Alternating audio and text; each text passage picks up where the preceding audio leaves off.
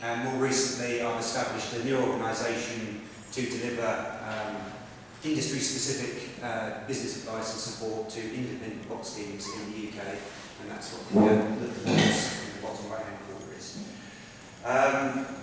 Krakow is a limited company. We're not a cooperative or a not-for-profit, although we do have strong ethical principles.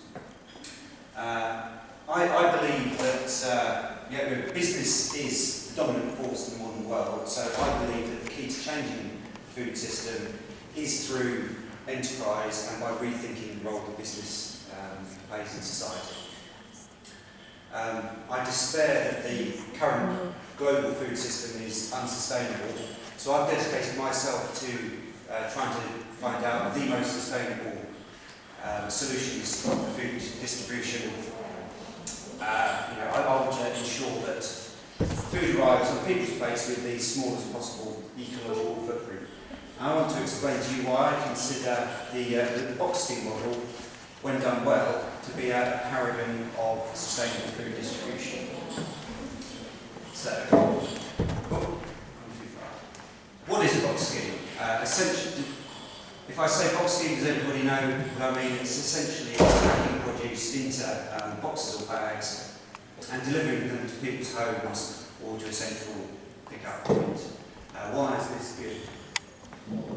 Firstly, because it's direct.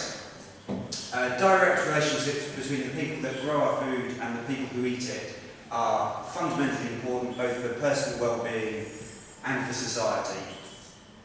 Consumers get to eat fresh, healthy food from a trusted source.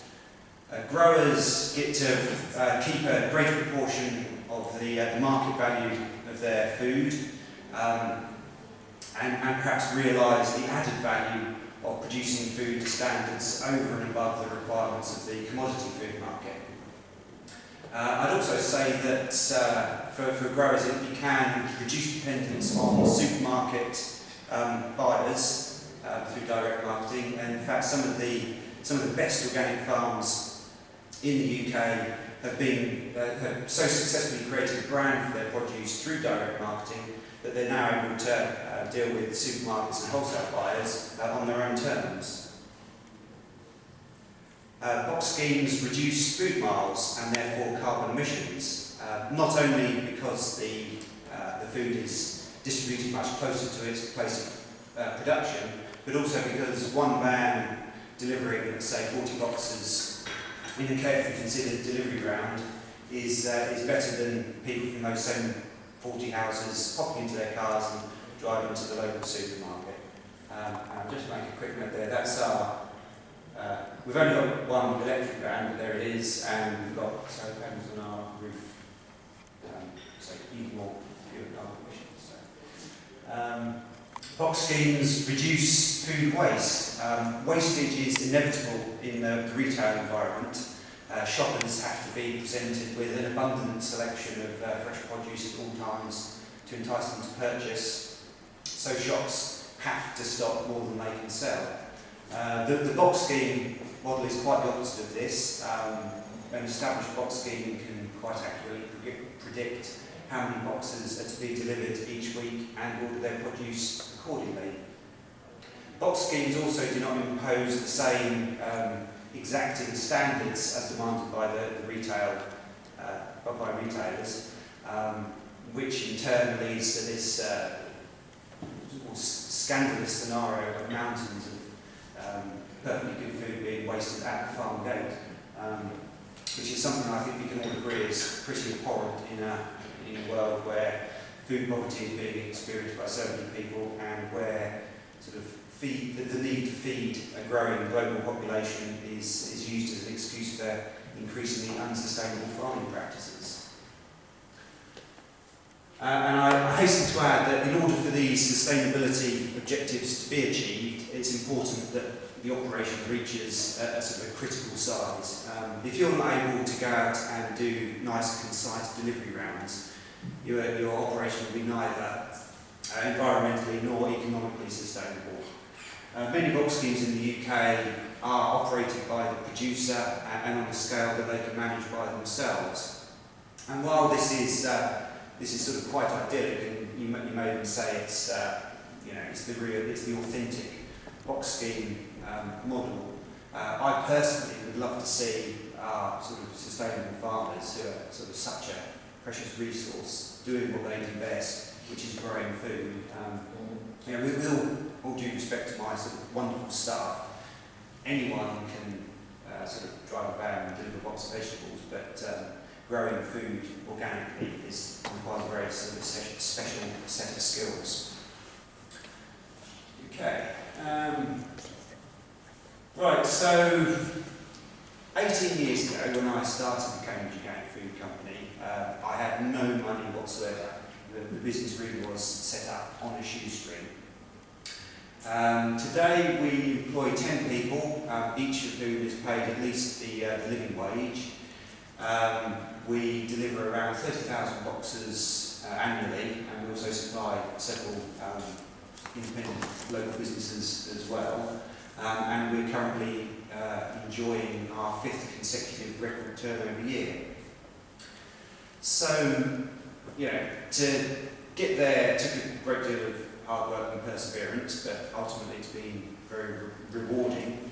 So what advice would I give anyone else who is starting out in box scheme? Right, don't forget the basics. If you are providing good quality food, good service, and good value for money, there will always be people prepared to buy your food, so don't forget those things. Right, if you were to ask me what the most important factor in the success of Krakow was, I'd have to be honest and say it's because we're based in Cambridge. Cambridge has got a population that's very receptive to good food and is affluent. But this may not necessarily be the case in your area. So it's important that you do some, well, it's vitally important that you do proper market research first to ascertain whether or not there's an appetite for your proposed business in your area. Also ask yourself, is there somebody else already doing something similar in your area? Might you be doing more harm than good by setting up in competition to you? Might you be better off sort of collaborating in some way? Oh, here we go. I put my eye on the table. I was going to recreate the pose of my newsletters, but so the most important thing to remember in all of your marketing activity is to sell the story of your produce. It's by telling customers who has grown their food, how they have grown their food, and the values that drive you is how you differentiate your produce from the often ridiculously cheap alternatives that can be bought in the supermarket. So the cornerstone of our own marketing strategy is our newsletter. I produce one every 2 months, and this is how we communicate our story to the customers. It also serves to increase upsell and attract new customers. We deliver them sort of door to door. Engaging with sort of local food and environmental groups and appearances at local events are other great ways of reaching new people. And of course, a fairly sophisticated web presence is essential these days as well. We never pay for printed advertising. 1 minute, Duncan. 1 minute. 1 minute? Yeah. Right then. Let me click on a bit in that case, if there's only 1 minute left. Krakow is one of the most successful enterprises of its type in the UK, but in the area that we deliver, there are 10 Tesco's supermarkets. If you were to ask, I said I despair at the unsustainable nature of the global food industry, so am I satisfied with the degree of impact that we've had? Not really. That's not to say that I'm incredibly proud of what we've achieved, but I wouldn't have got this far if I wasn't continually driven to improve, innovate and grow the business, and I'm not prepared to stop now. So I wanted to finish off my presentation by telling you about a project that we're working on in Cambridge at the moment, which I'm very excited about. And it's this, it's the Sustainable Food Hub. So the Sustainable Food Hub is to be a permanent building that will be home to a number of small food businesses in and around Cambridge, offering them to put affordable space and facilities. And central to everything that happens at the Food Hub will be food that's being produced on farms that's local to Cambridge. And just to say this, the whole idea for the Food Hub actually came from a very similar session to what we're having here.